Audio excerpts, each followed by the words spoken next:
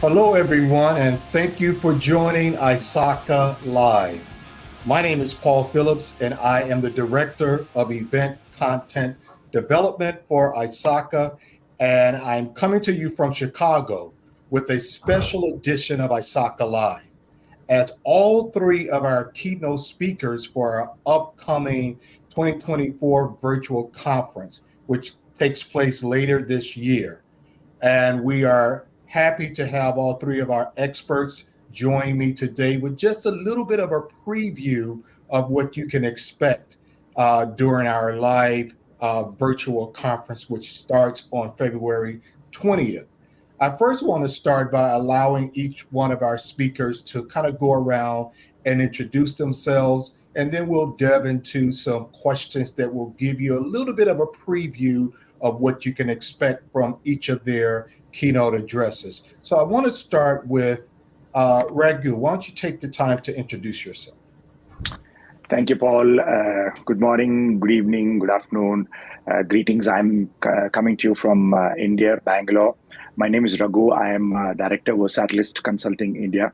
I'm very excited to be talking to all of you, reaching out to all of you through this virtual conference. I'm going to be talking about audit in the age of disruption. And I'm very excited to talk about this. I've been an auditor for a very long time, and I see a lot of disruption coming in and a lot of the importance of audit coming into that context. So I'm looking forward to talking to all of you. Thank you. Great. Thank you, Raghu. And next we'll go to Mike. Hey, thanks for having me, Paul. I am Mike Echols. I am in Washington, D.C., former cybersecurity director for the Department of Homeland Security. And I currently have a business, Max Cybersecurity. We do some incredible projects, like we created a maturity model for operational technology. And we're always on the forefront with working with government and commercial clients to push cyber maturity forward.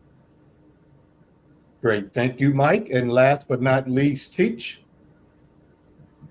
Thank you, Phil. Hello, everyone. My name is Tichaona Zororo from South Africa. I'm a director, digital and cybersecurity advisory with EGIT, a firm based in South Africa, operating in Zambia, Zimbabwe, and Namibia, and across the whole globe. I'm excited to join the ISACA Digital Trust virtual conference that will be happening end of this month in February. I'll be speaking on artificial intelligence governance, which is a subject that is currently trending. Everything needs governance, and I'm excited to talk about this subject on this conference that is the governance of artificial intelligence. Thank you, Phil. Great, thank you. So we're just going to dig into the questions, but before we do that, I want to thank everyone again, our audience and attendees for joining, and encourage you to put in the chat where you're joining us from. Again, this is a global conference, and as you can see, we have representation from India, South Africa, and North America. So let's just dig into the question. And gentlemen, this is about a preview. Let's not give everything away. So we're just gonna give these ladies and gentlemen a preview of what they can expect on the day of the conference. So first, we're going to start with you, Raghu. So I had a chance to kind of preview your presentation, and you say that we should use the power of audits to better integrate emerging technologies into the enterprise landscape rather than to use audits to correct and fix things. So can you kind of expound on what you mean by that? Thanks, Paul. One of the interesting things I heard when I started off my career as an auditor was this joke that they used to ask me, saying, how many auditors does it take to change a light bulb? And then after a pause, they would say none, because auditors don't do things, right? So, but when you look at it from the perspective of what we're doing here in terms of the technology and the disruption and things like that, I think we need to change that mindset. Because what I want to touch on and what I want to talk about is that being an auditor is a mindset thing. You don't have to necessarily be in the role of an auditor to do what I have in mind and what I'm going to talk about in the conference, because I think this is about putting on the hats, like Edward de Bono used to talk of. You could be a technologist, you could be a risk manager, you could be a governance person, and still do the role of an auditor, right? So I want to bring that perspective into the conversation and see how audit can add value not necessarily from a compliance perspective or from an end of the line perspective, but from something that you can use from the design perspective itself. So that's the perspective I want to bring by that. Yeah, not just a checklist, right? But more of an advisor and a consultant, if you will, and go from a strategic nature. I love it. I love it. So, Mike, let's go to you. One of the things I've been actually debating with some of my colleagues is security fundamentals and the concepts of security. And my question to you is and I'll use teacher's word, AI is trending right now. So and some people think that AI is going to revolutionize everything. If that's the case, what, if anything, should change from a security perspective of how we do things? So first of all, AI is already changing everything, and it's in everything we do. It's just a little realization by the people that are using the systems.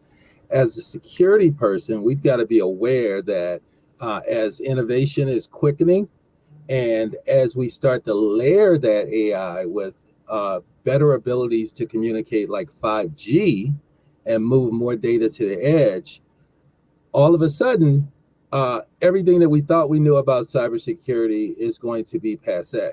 We're going to have to approach the subject of cybersecurity slightly differently. And I'll just add a little something to tease for the keynote. We're going to have to develop a culture of cybersecurity, because for the activities of going out and being able to find faults faster, find vulnerabilities faster, do all of these things in a more efficient way from a business perspective, the hackers are going to be able to use this same technology to find vulnerabilities, to find all the things you missed, to find where you decided that you didn't want to spend the money to be productive in managing your cybersecurity environment. So it sounds like we're going to have to, of course, companies are going to have to invest more or be more strategic in how they invest in cybersecurity than they ever been before. Absolutely. And, you know, it's going to, when I mention culture, we're talking about things like when the HR department decides to use a certain software and it's using AI. Well, that's going to affect security, but they may not have consulted the security people, because the security people are also responsible for privacy and other subject matters like that. Love it. Excellent. Excellent. So, teacher, let's go to you. I've also had a chance to kind of preview your presentation, and you say AI governance is a necessity to foster ethical and responsible use of AI. So, help us understand what you mean by being ethical and responsible when using AI. So let's go back a little bit. AI is not new. In fact, the first definition of AI was provided by Professor John Marquette in 1955, well before internet was invented in 1983. So artificial intelligence is not new, but it has taken over. In fact, the year 2023 is regarded as the AI year, where with all the generative artificial intelligence have changed things, the way we do things. We all know the vast advantages that are available with artificial intelligence. But with artificial intelligence also comes a risk, just such as your deepfake risk and threats. It also comes up with new cybersecurity threats and new ways of creating cyber insecurity. Now, if you look at the World Economic Forum, it actually states that there's going to be more misinformation and disinformation. And ISACA, we are driving digital trust.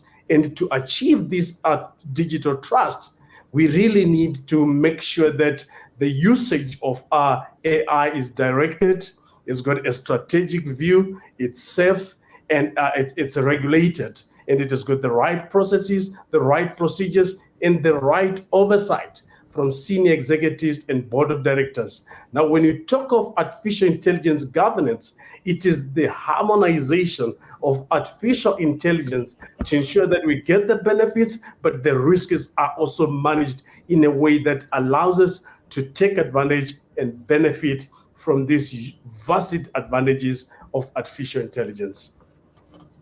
Wow, that's a lot, right? But I like the fact that you mentioned deep fakes and the need for being ethical and responsible, because as we all know, a lot can be done from an AI perspective, and it's a very powerful technology. So it's definitely governance and guardrails, which is one of the words I think you used in your presentation, are definitely necessary.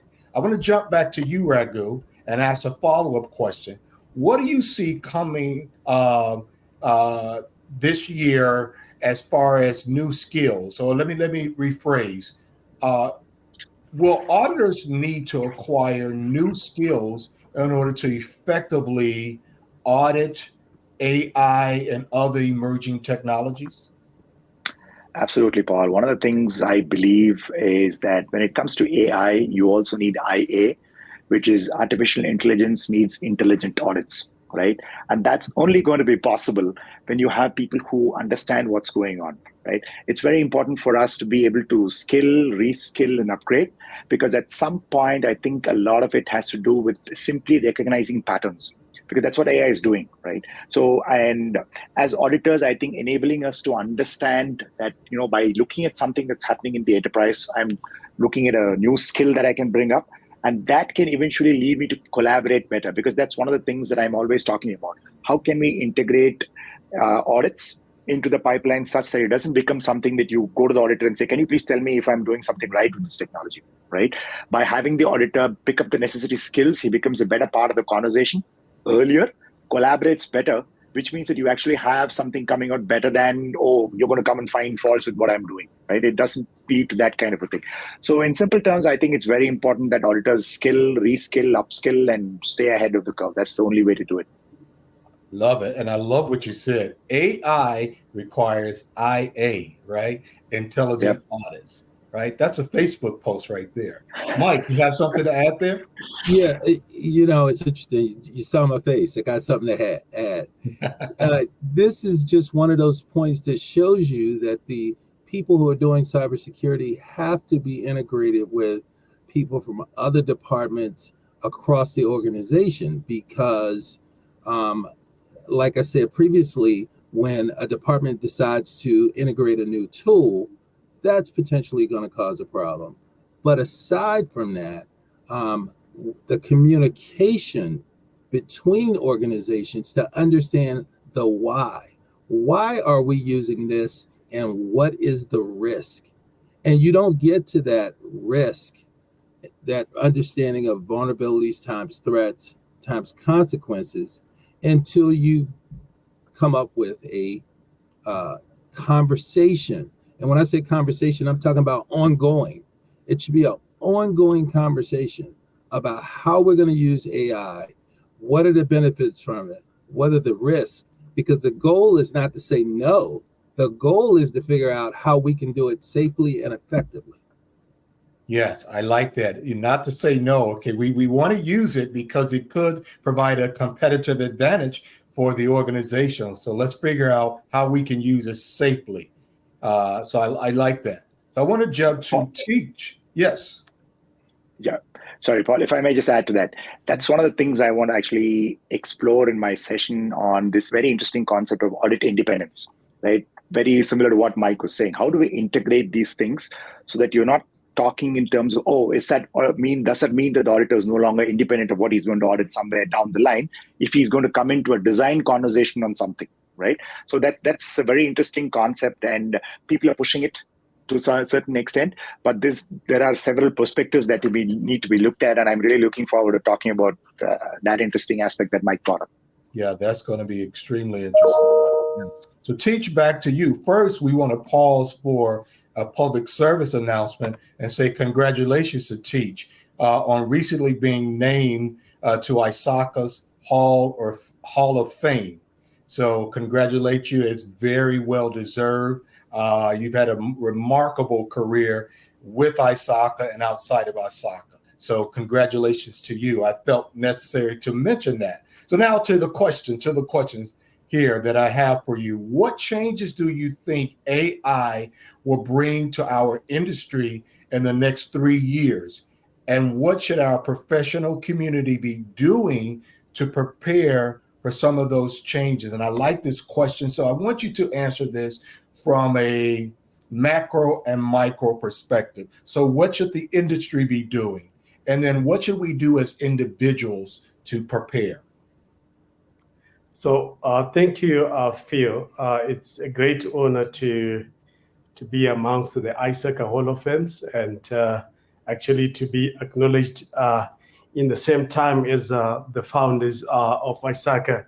It's priceless, and it just encourages more to continue to serve ISACA with all the passion. And coming to your question, indeed, artificial intelligence, it's revolutionary. If you just want to look at some of the figures and statistics that we have, just looking at ChatGPT, you're looking at just a week when it was formed, 1 million people starting to use the app.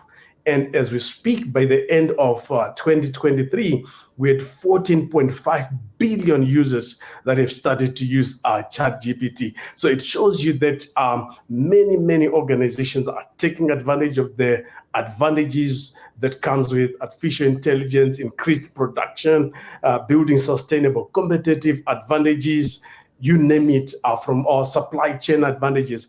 But this also, like I said earlier, brings in with some challenges in our field of cybersecurity, some challenges in risk management. Now, we all know the term innovate or die. Now, if we are to remain relevant in the field of governance, risk, cybersecurity, and compliance, we also need to start to use artificial intelligence in performing our tasks in auditing, IT auditing. We need to adopt and adapt to artificial intelligence technologies that helps us also to remain relevant as in our different areas of cybersecurity. Now, one of the things that we're starting to see and what's going to happen is that there is increased regulation in the field of artificial intelligence. We know that the EU has got an Artificial Intelligence Act, and in the USA, there is an executive order also on artificial intelligence. In China has also provided regulations on artificial intelligence. So we're going to see massive use and massive adoption of artificial intelligence, but our profession needs to also keep abreast. But these regulations are also necessary in some way because they help to guide the ethical usage, safe use of artificial intelligence, responsible use of artificial intelligence. That is important as we move forward. So indeed, there are going to be increased regulations. We need to keep abreast with this. We need to adopt latest technologies as cybersecurity experts to use this artificial intelligence technology in our day-to-day usage of our work. Yeah, I love it. Lots is coming our way, especially from a regulations perspective. So we have to stay on top of the technology as well as the regulations, especially as it relates to compliance. So we're almost at about time. So here's what I would like to do. So again, these gentlemen to our audience are our keynote speakers. And I would love, and I want to start with you, Raghu. Can you give us about 30 seconds of one takeaway that the audience will have to take away from your keynote? And then we'll go to Mike, and then we're in with Teach. Sure. I think if there's one thing that they can take away, it's going to be that audit is going to be a very integral part of how technology and the enterprise is going to evolve. And that's only going to be possible if you have an audit mindset. I don't mean to say that you necessarily need to be in the role of an auditor to do this.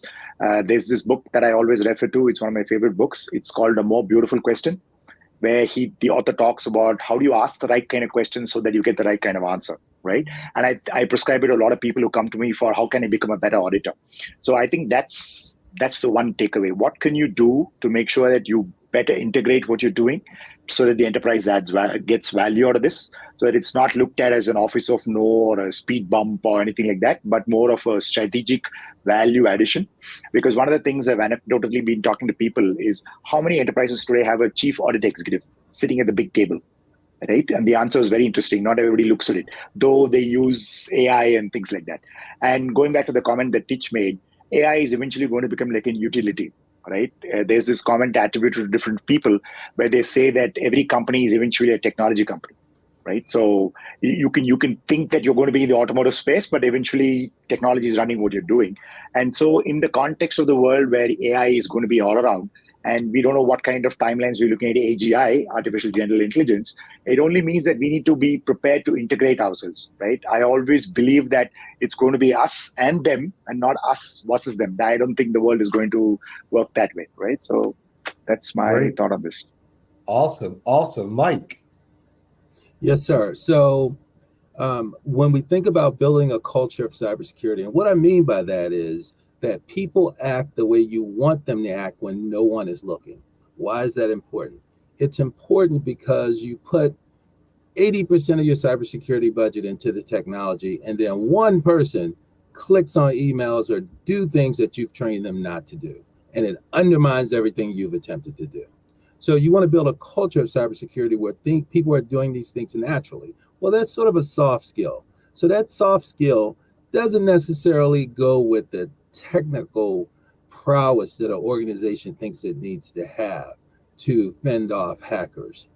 And so I'm going to get to the point of how do we elevate this culture of cybersecurity discussion to support governance, risk, and compliance, and make everybody in the organization a part of the team and make them happy to be the part of the team so that they don't consistently say, oh, isn't that the IT guy's job?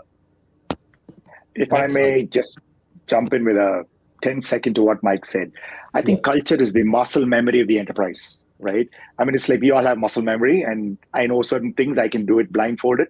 That's how culture translates into the enterprise, right? So I really like what you're saying, Mike. It makes a lot of sense to have that built into the culture so that irrespective of who's looking at you and where you are, you actually do what needs to be done. I love it. Yes, and it's important that there is the right tone at the top, which is an audit terminology, right, Raghu? Yeah. So thank you, Mike. One takeaway, Teach, that the attendees will have. Thank you, Phil. Governance of artificial intelligence. We are going to be looking at what AI governance is, the business case of artificial intelligence governance, key areas of artificial intelligence governance, pillars of artificial intelligence governance, and the future of artificial intelligence governance. We're going to also look at the role of the audit and risk committee in artificial intelligence governance. But key takeaways, we're really going to make sure that this term artificial intelligence is clear, the advantages, the disadvantages. So the key takeaway is what artificial intelligence governance is and what are its components. I look forward to seeing everybody on this conference, and I look forward to you enjoying all the insights and foresight that all the speakers going to share. See you then. Great. Well, I appreciate you guys, all three of you gentlemen. By the way, we've had people attending this live from Ghana and Tokyo and Sweden and Illinois, my home state. So shout out to all of you. I wish we had more time, but there's much more to come on these topics later this month. And ISACA is thrilled that the three of you will be our keynote speakers for our virtual conference. It's region-based, so attendees can register for the day that features content that is most tailored to them, or they can purchase a global pass for all 3 days. We look forward to you guys attending our conference again starting February 20th, which will be Raghu's Day as our keynote speaker. February 21st, Mike will be our keynote speaker, and February 22nd will be Teach. Thank you guys for joining, and thank you to our speakers for today. Have a great day.